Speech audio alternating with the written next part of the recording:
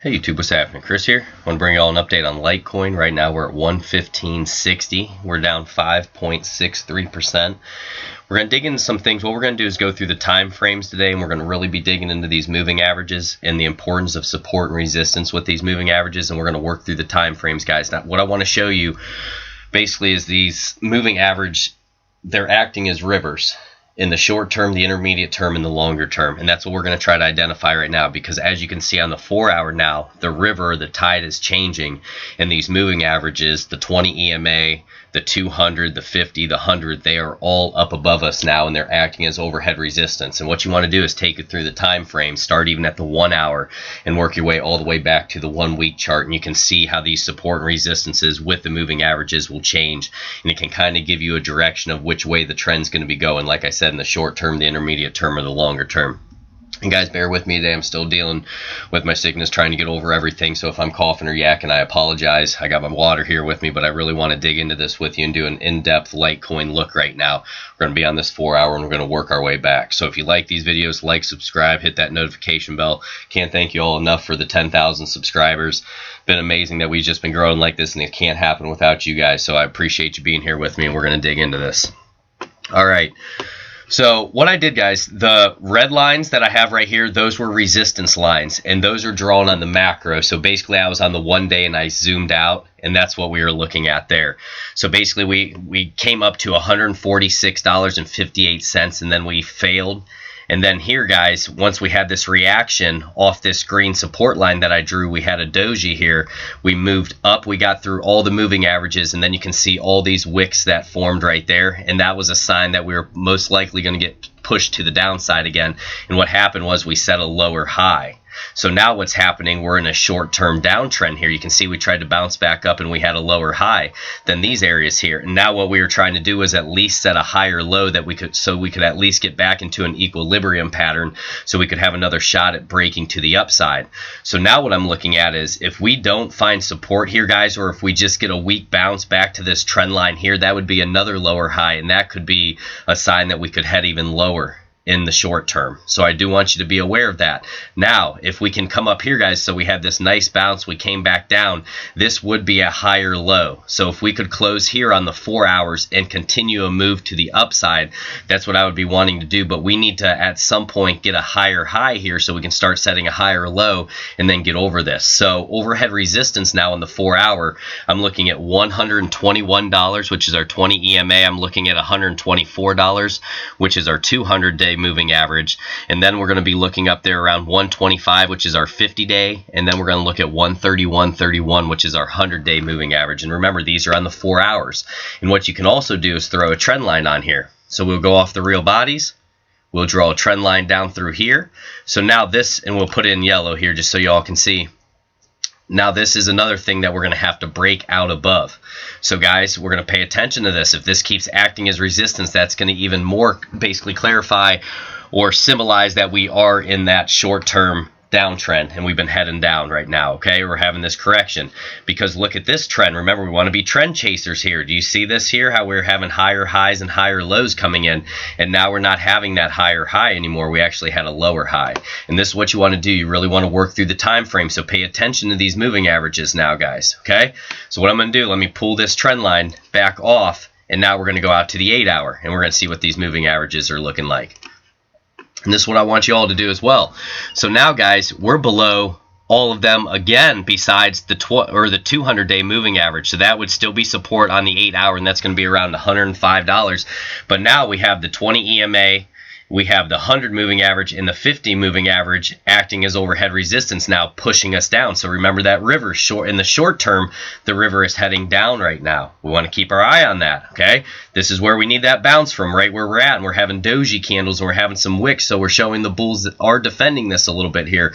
But we need to bring some volume in, and we need to get back up here and at least back test this trend line again. You can see this brutal fight between the trend line, guys, and that's why I've been paying so much attention to it. And I've been trying to get people to really pay attention to trend lines and moving averages, and when we break through them, it's so important.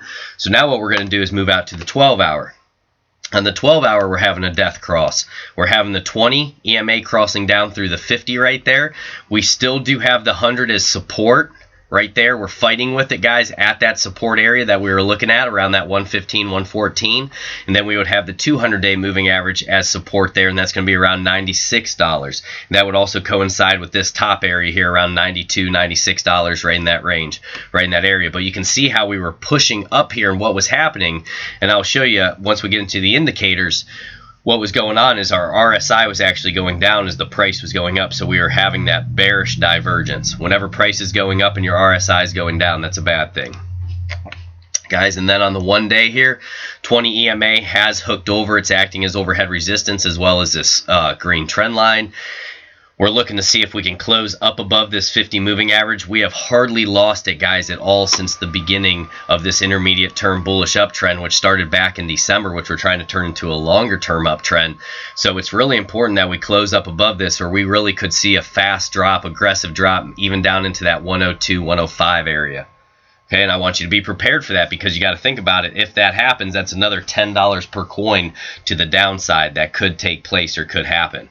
And that's why we have our plans for the upside and the downside, guys. And for the upside targets, what we would be looking at is to get back up in this trend line again, and that's going to be around 122 to 125. That's what we need for in terms of an upside bounce.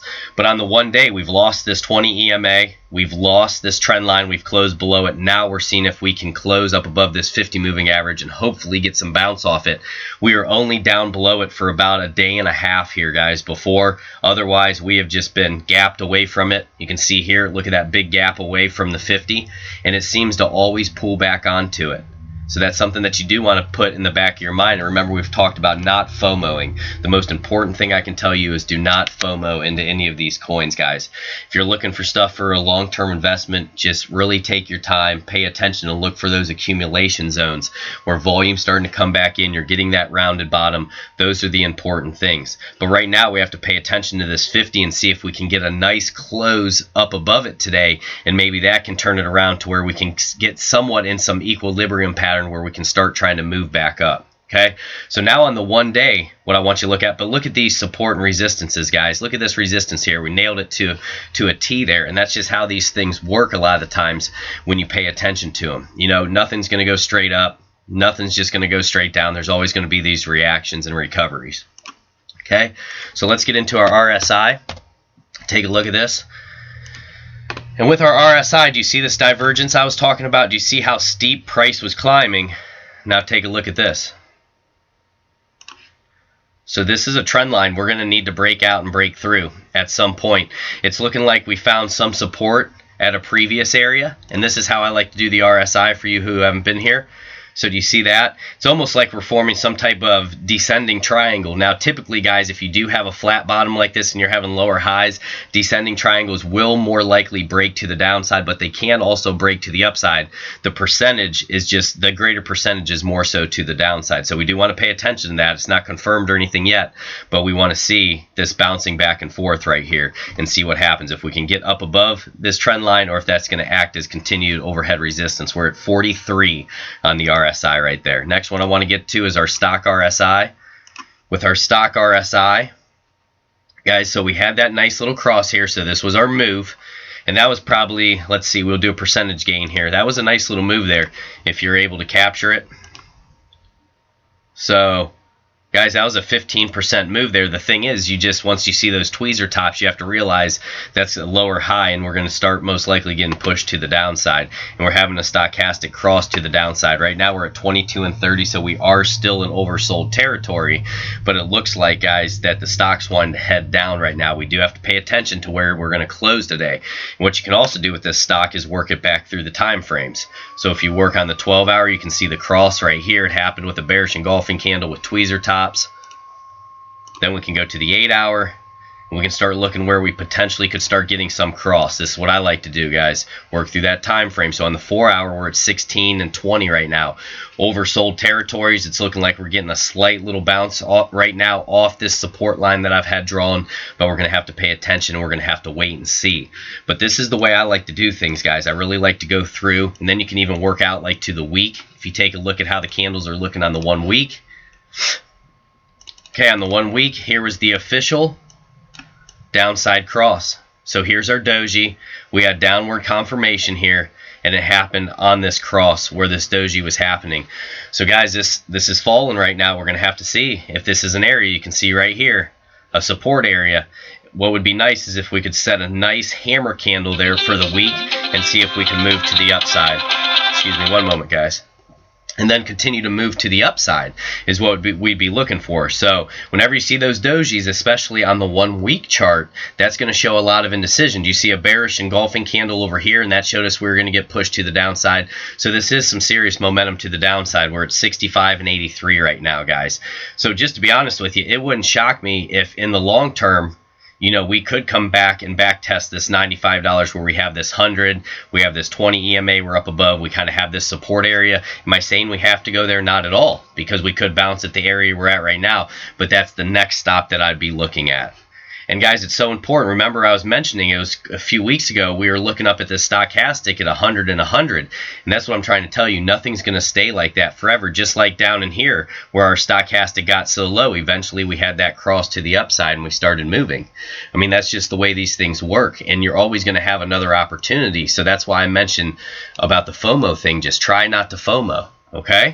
So what we're trying to do here, guys, is form a hammer candle off this 50 moving average right now. That's what I'm looking for. Okay? And I'll try to maybe get another update to you today. I don't know if I'm going to be able to or not, but just keep an eye out for it. If I'm able to, turn on those notification bells, and that'll get it to you as quick as possible. But these are the key things that I need to pay attention to for Litecoin right now, guys.